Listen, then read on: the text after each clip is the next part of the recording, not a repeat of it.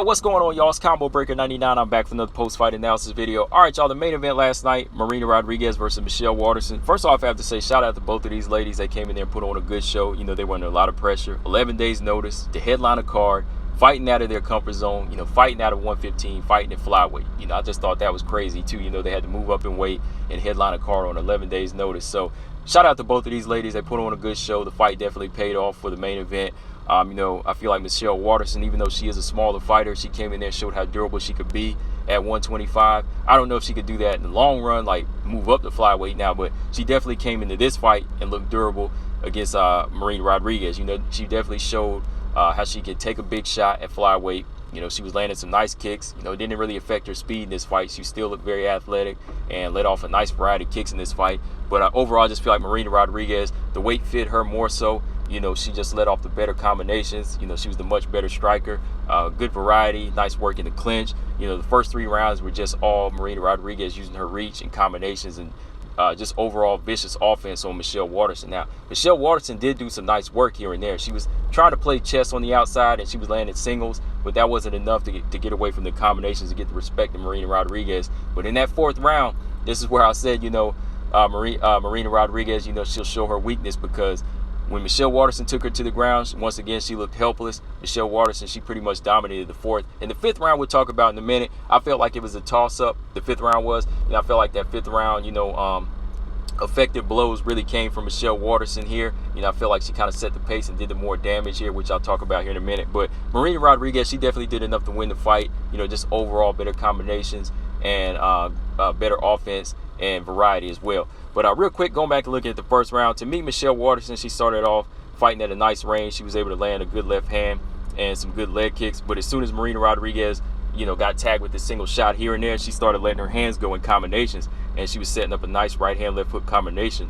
And Marina Rodriguez just continued to use these little feints, set Michelle Waterson up with these right hands, and just continue to crack her and try to trap her on the fence. But Michelle used a nice lateral movement to get away from being trapped on the fence and just continue to let her leg kicks go when she could. And she did land a nice, good hard leg kick in the round that I felt got a reaction from Marina Rodriguez, because when she got tagged with it, it was almost like she got hurt, but she wanted to come on strong, so Michelle Waterson couldn't follow up. So she let her hands go, started cracking Michelle Waterson with some good right hands, put that pressure on with some nice body kicks of her own, closed the 1st round out nicely with the clinch and hard knees.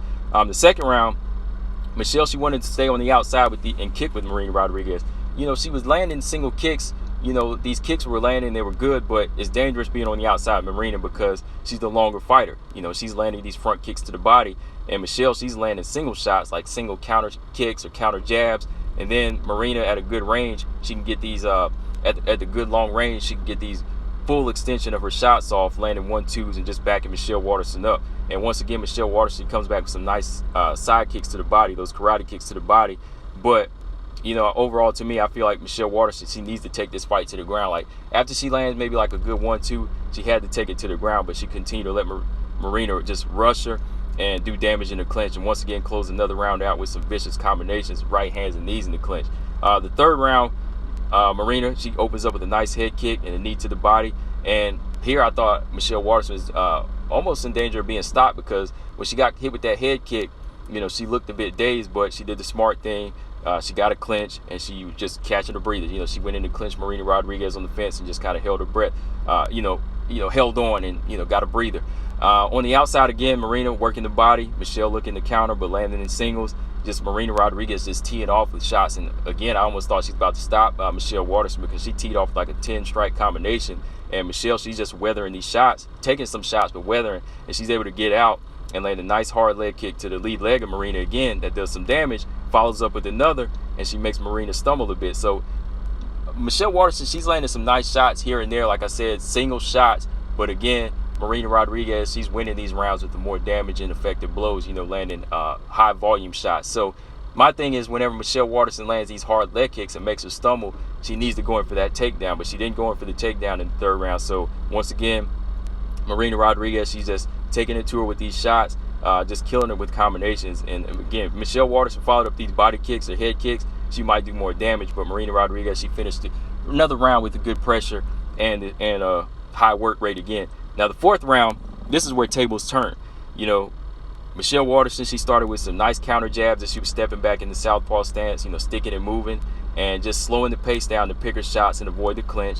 Now, Marina Rodriguez, she tried to apply that pressure the same way this round, but Michelle Waterson, she timed the nice right hand, landed the right hand, and got a trip and a takedown, and here was just all Waterson. From here on, I'd say it was like, what, 3 to 4 minutes on the ground. Rodriguez, once again, just looked helpless on her back. Waterson just using all her strength to keep her down and land some good elbows and strikes and ground and pound. And Marina Rodriguez, her back is to the fence, but she really can't, get at a position where she can just stand up. Like, she can't get her leg out because Michelle Waterson has a trap, and Michelle Waterson just like all over. Though she's small, she's all over, the taller fighter. But like I said, when you're on the ground, you're both the same height. And this is where Michelle Waterson needed to be, and she kept it here, and she dominated the 4th round easy. The 5th round, again, this is where Michelle Waterson, she was kind of settling into that second win. She started landing some nice body kicks, using some angles to avoid Marina Rodriguez as she slowed down a bit. Now, Michelle Waterson, this opening minute, she landed a nice right low kick and a left head kick combination. And that left head kick cracked Marina Rodriguez right in the face. Now, I don't know what type of damage it did in the mouth. I mean, we'll probably find out later. But, like, it wasn't by the jaw, so I can't say the jaw was broke, over by the ear. But somewhere in the like inside of her mouth, closer to the mouth, it looked like her mouth started to swell. Like, I don't know if she got cut on the inside, like a tooth might have been knocked loose, but her mouth started to swell from this effective combination. And then when Michelle Waterson went back to the center of the octagon, she followed up with a beautiful back kick right to the gut of Marina Rodriguez that nearly made her like double over. Like, she took the shot well, but you could see that she was grimacing in pain from the shot. And it was just so nonchalant how Michelle Waterson was just walking away, and she just like threw this heel, like she just threw this back kick, and the heel just caught her right in the gut and tagged her right in the stomach. And so now Marina Rodriguez, her jaw is swelling from the head kick, and she's taking these big shots to the body. But Marina Rodriguez, she's still coming on strong with her own offense, letting these strikes go, hitting Michelle Waterson with some nice shots. But to me, this round, it just seemed like Michelle Waterson, the singles she was landing, and every now and then she would land a 1-2, she was doing more damage, and she was making Marina look a little bit sloppy this round and making her chase her more, and she just had the better legs in this round. Last 20 seconds, they both go hard. Marina, she was chasing her, landing a couple of shots, but Michelle, she's landing too. Overall, I felt like this was a good, solid round. Again, it was kind of a toss-up, but I had to give the last round to Michelle Waterson when I watched it again, because I watched it twice last night, and I felt like Michelle Waterson, she did enough to win that second, not the second round, but the 5th round, because I just feel like she was picking her apart, and she just left some nice damaging marks on Marina Rodriguez this round, and she was just overall setting a nice pace. Now, again, she was a smaller fighter, but she left some nasty marks on Marina Rodriguez. The jaw, the body shot, wow, man, I was just like, damn. But yeah, overall, I had it 3-2 for Marina Rodriguez. Just overall, she set the pace in the first 3 rounds, and just took those easy with her offense. Like I said, toss up in the 5th, you could have gave it to Marina Rodriguez with those beautiful right hands that she was throwing too. But overall, it was a good fight. And I gotta say shout out to both ladies. They put on a good show. But I definitely need to see these ladies go back down to 115. That's where they need to be. With Marina Rodriguez, I don't think she'll be that effective at 125. Her goal is to fight at 115 and fight for the strap pretty soon.